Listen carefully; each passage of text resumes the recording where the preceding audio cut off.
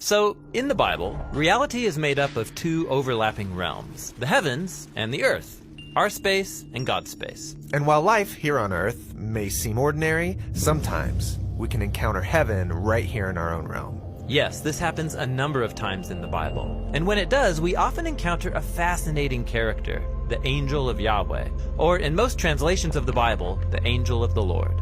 Now we've talked about angels. They're spiritual messengers who perform missions for God. But the angel of the Lord is no mere angel. How so? Well, every time he appears, he's described in a way that's purposefully puzzling. And it leaves you wondering, was that an angel sent by Yahweh? Or was that Yahweh himself?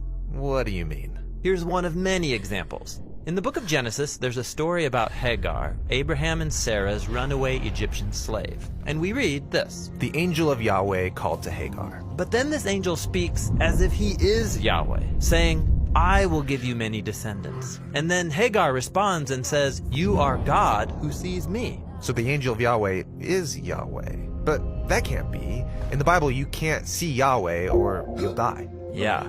So this story and others like it are inviting us into a paradox. That Yahweh is above all, inaccessible to us. But sometimes he reveals himself to us in ways that we can see and understand. And that's where this character shows up. He's Yahweh made visible to us. Yes, distinct from Yahweh, and also Yahweh. This is very similar to other biblical stories about prophets who get a glimpse into God's space, like Isaiah, Ezekiel, or Daniel. And what they see is a glorious human figure on a throne who's called Yahweh. So the one on the throne and the angel of Yahweh, this is the same person. Exactly. Watch all this come together in the famous story of Moses and the burning bush, where we read, The angel of Yahweh appeared to Moses in a blazing fire from the midst of a bush. And when Yahweh saw that Moses stopped to look, God called to him from the midst of the bush.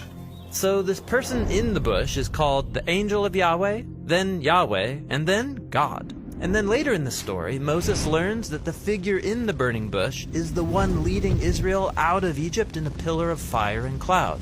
And that's the one who later takes up residence in the tabernacle. The tabernacle, this is the throne room of God himself. You got it. The angel of the Lord is the royal glory of Yahweh appearing as a human.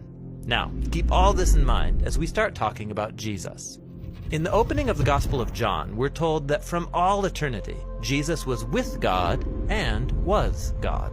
Distinct from God and also God. That's the same paradox we saw with the angel of Yahweh. Right.